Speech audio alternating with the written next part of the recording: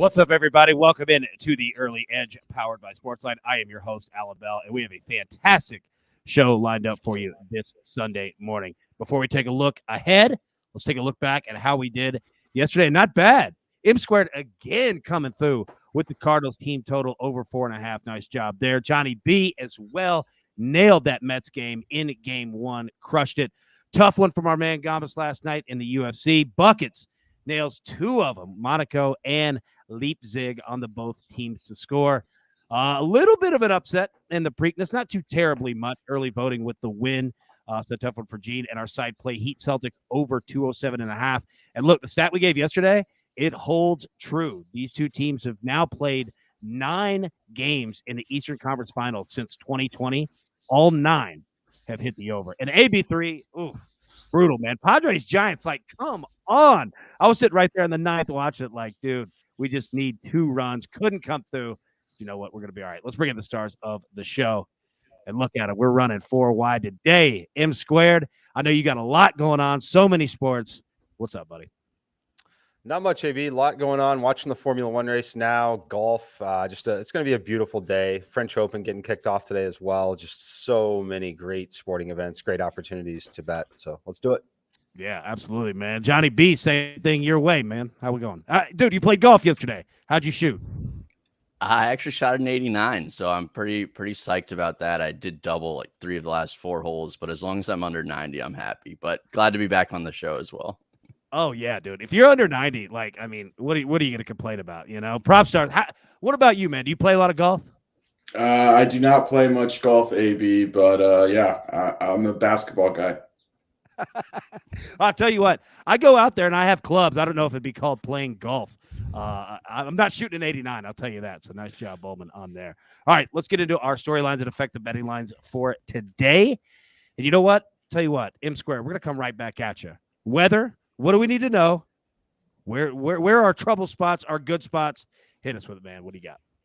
Yeah, I'm really kicking myself. I talked to you guys about the LA Dodgers and Philly being plus 30% yesterday. Same thing today, plus 35% again in overall home run production, plus 20% run scoring.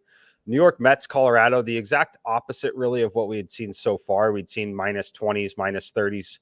We're seeing about plus 30 so far today, about 25, 30 degrees warmer today in Colorado.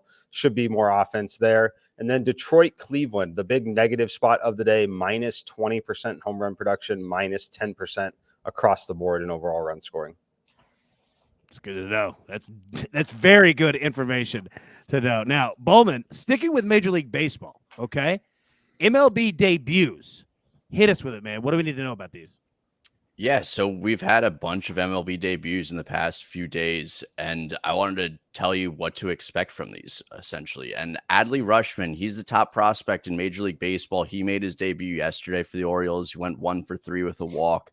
He's a catcher, so don't expect him to be in the lineup every day. He will DH a good amount as well. Matthew Liberatore made his debut for the Cardinals. He's a top 40 prospect in all of baseball. He allowed 4 earned in 4 2/3, but he wasn't out away from picking up the win. Nolan Gorman made his debut for the Cardinals as well, a top 30 prospect. He went 1 for 3 with a walk and picked up another hit yesterday. But mainly what I want to talk about is how rookies aren't expected to come up and hit 300 or put up a 3.25 ERA.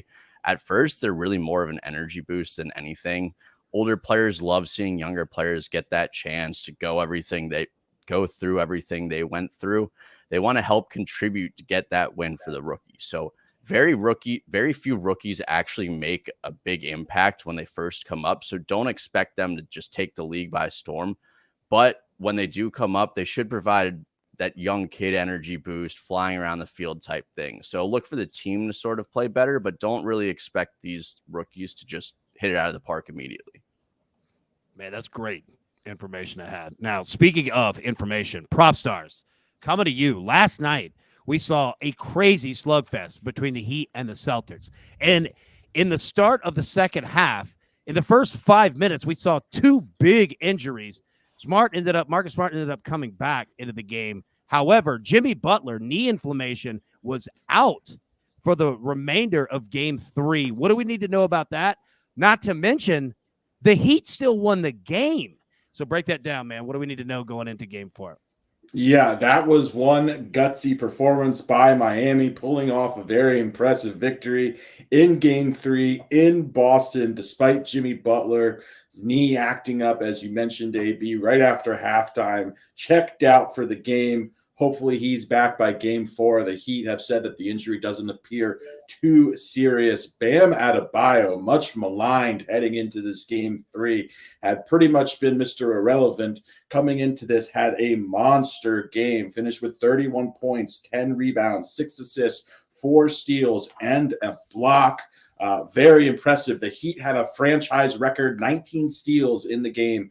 Bam, Kyle Lowry, Victor Oladipo all chipped in 4 apiece. This was just a bonkers game from start to finish. I believe the last minute and 30 seconds, there was 25 points scored as well. Hopefully, Jimmy Butler can return for Game 4. Both teams are pretty banged up, dealing with multiple injuries to multiple key players. Robert Williams, you mentioned the Marcus Smart injury as well. I think the schedule of only getting one day off between games, this will be their 4th game in 8 days in the Eastern Conference Finals, starting to catch up with both these teams, both of them getting really worn down. As we know in the playoffs, rotations tighten up quite a bit and all the starters play very heavy minutes. So hopefully these guys can get back and healthy for the remainder of the series. Yeah, I'm with you on that. And a couple things that you had mentioned on there. First off, the points at the end of the game, seemingly every single game, we talk about that streak in terms of the over, it hitting. That has a ton to do with it. They're middle of the 4th quarter. I was sitting in my house, beyond sweat mode, because I was like, this over is not going to hit. There's no way once the injuries happen. Yeah, go ahead. Miami had 6 points, I believe, with 3 minutes remaining in the 4th quarter before both those teams just erupted in that final minute and 30 seconds. So yeah, it was nuts, man. It was crazy. You're right. And I was like, oh my goodness, this is actually going to happen. And then, it was 2:07. We need a point. And then, they get 6 more, within 30 seconds. It was nuts. And then number 2, I thought you brought up a good point as well of how physical that this series already is that tonight between the Mavericks and the Warriors is a massive game, because if the Warriors go up 3-0, right, and then end up, winning 4-0, 4-1, whatever, whoever's coming out of the East is going to be super banged up, probably going 6-7 games. And then you look at, Golden State, who could be coming in basically off of vacation. So many things going on, man. I'm fascinated by tonight and, by Game 4 and beyond in this series. All right, let's get into our picks for today. But before we do, let's take a quick break from our partners. And we are back. 2 plays for you today from SportsLine. First, we're going to go, all right, Warriors Mavericks, 9 p.m. Eastern tip. We're going to go Mavericks on the money line here, all right? Minus 140, minus 145, depending where your book is. All right, it's hitting in 67% SportsLine simulations. Mavericks, they are also 67% straight up when trailing in a playoff series this postseason. Again, you could get the Mavericks minus 2.5, depending on your book, 2, 3, wherever it is moved to. Let's just go with the money line. Mavericks win the game, get it to 2-1, go from there. Second play, an A-grade play from SportsLine here. We're going to go to the Stanley Cup playoffs. Hurricanes at Rangers. First game in Madison Square Garden in this series. 3:30 p.m. Eastern puck drop. We're going to go with the over 5.5. Like I said, A-grade play for SportsLine, hitting at 60% of SportsLine simulations. The Hurricanes, they are 63% to the over this season on the road. All right, let's get to our guys here at M Squared. I say it every time. I can't do it like Coach. But you know what? Give it to me. All right, AB. No baseball for me on Sundays, but I've got a golf play for us that I love. Will Zalatoris minus 110 against Cameron Young. Now, if you're a SportsLine member, you're feeling pretty good here because we have outrights on both of these. Cameron Young 80-1, 35-1 on Will Zalatoris. That's the gap from the start of the tournament. They're basically even here coming into the final round. And Zalatoris really had a poor round in round 3. Gained less than 1 stroke tee to green, which is a huge deal for him because he's arguably the best player in golf, definitely in the field this weekend in terms of strokes gained tee to green. Look for that to bounce back today as the weather is calm. Their wind is really 5-10 miles per hour, nothing big like it was, no real rain. I love these conditions for Zalatoris. I think he bounces back with a huge round in terms of strokes gained tee to green, which is going to put him in places that he's going to be able to go low here. I like him over Cam Young. I think he's very much alive to still win this golf tournament. So give me Zalatoris minus 110 over Cameron Young. Love it. We're on it already. Prop stars. All right, coming to you. All right, one play NBA, a prop play, of course, because you're the man. Hit us with it, buddy. What you got? Yeah, I've got Kevon Looney under 9.5 points. Looney has been held under this line in 11 of 13 playoff games and 26 of his previous 28 games, including dating back to the regular season. He's been held under double-digit points in 77 of 93 games this season, if you include the postseason. That is an 83% hit rate to the under. He had a great game, obviously, in game 2. He's having a great series, frankly, but he is performing so far above expectations. I don't ever recall in the regular season seeing him have a points total, points prop at 9.5 points. This is the highest I've seen. This is just a massive number for him. Inflated, in my opinion. These are spots I love fading. Furthermore, all of his offense comes on offensive rebounds, putbacks, tips, hustle plays. The Warriors don't run plays for him, and he does not create offense. So you're just banking on a lot of things to go right for him as far as the luck department is concerned. This is just a massive number. Easy fade for me. Take Kevon Looney under 9.5 points. I'd also play under 8.5 points because I know it has moved on some books as well. I love it, man. Nice job on that. All right, now, Bowman. All right, you're going to be in the Maestro spot today. All right, it's Sunday. Dude, you're looking sharp, nice and tan, ready to go. But I'll tell you this. It's been a little bit since I've made picks on the show. I always, obviously, play our parlays for the day, but I got 2 plays, all right? And I'm going to give them to you. First up, we're going to go with the under in the Mavericks and the Warriors game today. And I'll tell you why. All right, Dallas, they are 26% to the over, all right, at home. Just awful. Like awful, right? And I think that we're going to see a decrease in points. I don't think that Luka's going, for 68 points today. We kind of saw, obviously, his outbreak in points in game 2. I don't know. There he is. Look at it right there. I love it. Yeah. So they're 26% to the over at home. Also, they're only 39% to the over at after a day off, right? A day off of rest. So you know what? We're going to do it, and we're going to bank on Golden State coming back down to earth just a little bit. Second play, Andrew Wiggins, over 1.5 threes. If you look at the last 3 games for Wiggins, his 3-point attempts have skyrocketed up. In the last 3 games, 2 against Dallas, 1 against Memphis. He's averaging 6 3-point attempts per game, okay? He's hit 3, 3, and 3. In all 3 of them. Consistent. I love it. We cashed it in game 2. We're going to ride it in game 3. So we're going to take the under 218.5 between the Warriors and Mavericks. And we're going to take Andrew Wiggins over 1.5 threes. So, Bowman, I got to get out of your way and just let you rip. But hey, you know what? Come up to the plate. 0-0 count. You're looking fastball. Hit it, bro. What do you got? Yeah, let's do it in the Maestro spot. So, as we've mentioned plenty of times before, baseball on Sunday is very weird, so it's important to keep the risk low and not go over our usual unit.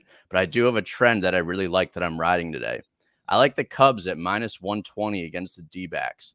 The Cubs have managed to lose the first 3 games of the series, but that really just means the Diamondbacks bullpen is in rough shape.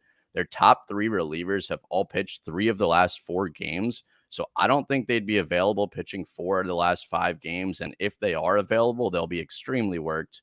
Merrill Kelly was very good to start the season, but he was hit hard in his last outing. And he has shown signs of giving up of a poor stretch coming up soon. Wade Miley has only made 2 appearances this season, but he absolutely dominated in his last outing. And when the Diamondbacks struggle, it's against lefties. So I like the Cubs at home to avoid the sweep. And you'll see this theme in my plays today. There we go. I love it. All right. Now, before I say this, of everybody grabbing your paper, grabbing your pencil, understand that we have a surprise coming after we show our board here. So grab that paper, grab your pencil, take a look. look sharp. M squared on today's round of the PGA Championship. Zalatoris -110 versus Cam Young. Prop stars Looney under 9.5 points. Bowman, as he just said, the Cubs money line. I'm on the Warriors Mavericks under 218.5. Andrew Wiggins 3-pointers over 1.5.